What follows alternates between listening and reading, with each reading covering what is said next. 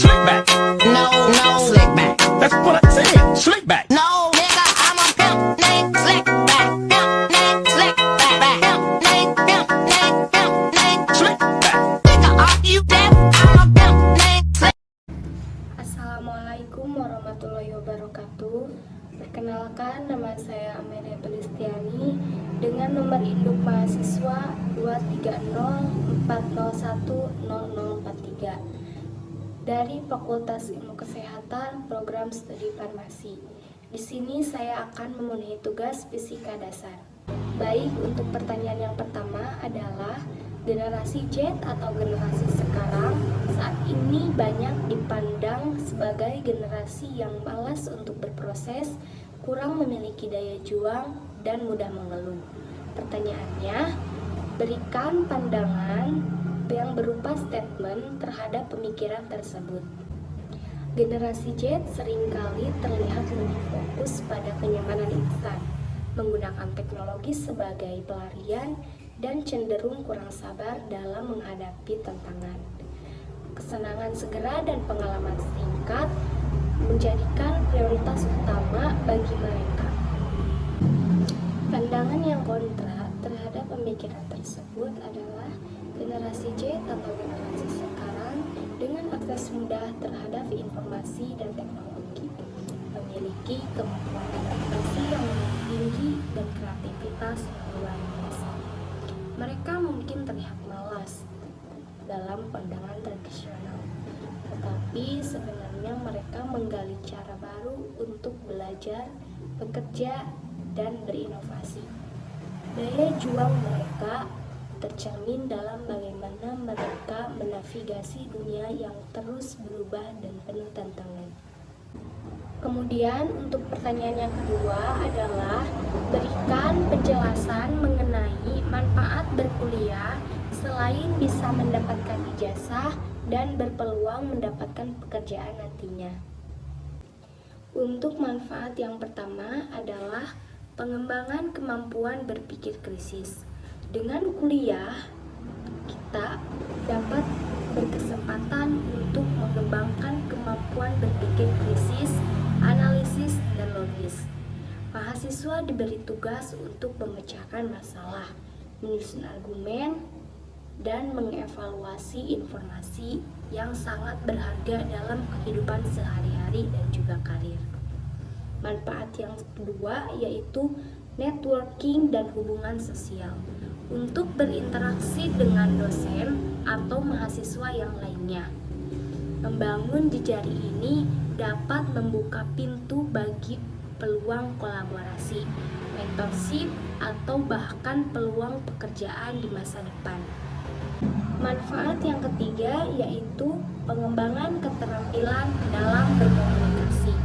Mahasiswa belajar berkomunikasi secara efektif, baik secara tertulis maupun tidak tertulis. Keterampilan ini sangat penting dalam dunia kerja, terutama ketika berurusan bersama klien, rekan kerja, atau melakukan presentasi. Manfaat yang keempat adalah pemahaman mendalam dalam bidang khusus. Kuliah memberikan kesempatan untuk mendalami pengetahuan dalam bidang studi tertentu. Pemahaman yang mendalam ini hanya bermanfaat untuk karir, tetapi juga memberikan kepuasan intelektual dan pemahaman mendalam tentang dunia di sekitar kita. Untuk manfaat yang kelima adalah pengembangan karakter dan kemandirian. Proses kuliah dapat membentuk karakter dan kemandirian mahasiswa. Tantangan mengelola waktu dan mengambil tanggung jawab atas tindakan mereka. Untuk pertanyaan yang ketiga adalah apa pendapat Anda mengenai perbedaan dalam hal cara berpikir orang yang berkuliah dengan orang yang tidak berkuliah? Perbedaan yang pertama adalah pemikiran krisis dan kreatif. orang yang berkuliah mungkin lebih cenderung memiliki pemikiran kritis dan kreatif karena mereka terpapar dengan berbagai macam ide dan konsep di lingkungan akademis. Untuk perbedaan yang kedua adalah pengembangan keterampilan dalam memecahkan masalah.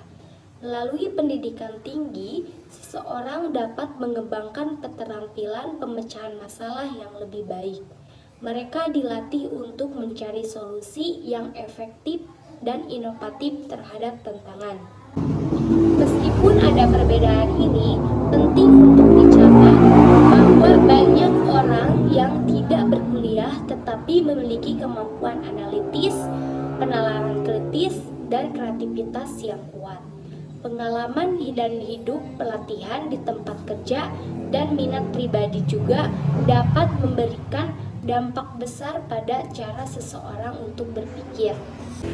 Kemudian untuk soal yang keempat adalah, menurut Anda, apa hubungan dari kemampuan berhitung dengan cara berpikir seseorang? Hubungan yang pertama adalah pemecahan masalah. Kemampuan berhitung seringkali diperlukan dalam proses pemecahan masalah. Orang yang memiliki kemampuan berhitung yang baik dapat menganalisis situasi, mengidentifikasi pola, dan mengevaluasi berbagai opsi secara lebih efektif. Hubungan yang kedua adalah dalam pengambilan keputusan. Dalam banyak situasi ini, terutama yang melibatkan data dan angka, kemampuan berhitung memainkan peran kunci dalam pengambilan keputusan yang logis. Hubungan yang ketiga adalah pemahaman resiko dan probabilitas. Orang dengan kemampuan berhitung yang baik cenderung lebih baik dalam memahami resiko dan probabilitas. Mereka dapat menghitung kemungkinan hasil, memperhitungkan resiko, dan membuat keputusan yang lebih terinformasi. Pertanyaan yang kelima adalah, tindakan korupsi merupakan tindakan yang tercela dan dapat merugikan banyak orang, dan dilakukan oleh orang yang tidak memiliki sifat berintegritas, meskipun memiliki tingkat pendidikan yang tinggi. Pertanyaannya, apa yang Anda ketahui tentang integritas dan berikan contohnya? Integritas adalah aspek kunci dalam karakter seseorang yang memainkan peran vital dalam membentuk hubungan baik dalam kehidupan pribadi maupun profesional. Yang termasuk ke dalam integritas yaitu kejujuran, konsistensi diri, tanggung jawab pribadi, norma, dan etika. Contohnya adalah mencontek saat ujian, plagiarisme, tidak melaksanakan tugas, atau menyelesaikan tugas untuk orang lain. Pertanyaan selanjutnya, apakah Anda termasuk mahasiswa yang berintegritas? Ciri-ciri dari mahasiswa yang berintegritas antara lain, yang pertama, kejujuran. Saya selalu berusaha untuk berbicara apa adanya dan bertindak dengan jujur. Yang kedua, tanggung jawab. Saya bertanggung jawab atas tugas dan kewajiban saya sebagai mahasiswa. Di antaranya, mengerjakan tugas tepat waktu dan tidak menyalahkan orang lain jika ada masalah. Yang ketiga, penerimaan aturan dan etika. Saya berusaha menghormati aturan dan etika yang berlaku di lingkungan kampus Universitas Perjuangan Tasikmalaya dan memahami pentingnya norma-norma tersebut untuk menciptakan lingkungan yang adil dan bermoral. Integritas bukan hanya tentang apa yang kita katakan, tapi juga tentang bagaimana kita bertindak dan menjalani kehidupan sehari-hari. Jadi saya sedang berusaha dengan sungguh-sungguh untuk menjadi mahasiswa yang berintegritas, berbaik, dan bermoral. Pertanyaan selanjutnya, menurut Anda, mengapa mahasiswa dilarang mencontek? Lalu, apa dampak ke depan bila mayoritas mahasiswa terbiasa dengan budaya mencontek. Larangan bagi mahasiswa untuk tidak mencontek karena mencontek merupakan sifat yang tercela dan dapat menjadi kebiasaan buruk bagi nantinya. Dampaknya adalah kerusakan integritas akademik, kurangnya pemahaman dan keterampilan, kesenjangan pengetahuan. Selanjutnya, menurut Anda, apa yang menyebabkan orang dengan pendidikan yang tinggi masih melakukan hal yang tercela? Penyebab orang melakukan hal yang tercela atau sifat tercela karena adanya konteks sosial dan kultural, tekanan atau persaingan yang tinggi, dan kelemahan karakter atau etika pribadi. Untuk pertanyaan yang keenam adalah, bila kamu tidak tahan dengan lelahnya belajar, maka kamu akan menanggung perihnya kebodohan. Imam Syafi'i. Apa yang bisa Anda tangkap dari pernyataan tersebut? Dari Imam Syafi'i menyiratkan makna penting tentang arti usaha dan ketekunan dalam pembelajaran. Beberapa pemahaman yang bisa diambil dari pernyataan tersebut antara lain usaha dan keterlibatan aktif, kesediaan mengatasi tantangan, konsekuensi dari ketidakmampuan belajar, dan investasi dalam pendidikan. Pernyataan ini menggambarkan pentingnya pendidikan, usaha, dan ketekunan dalam mengembangkan diri.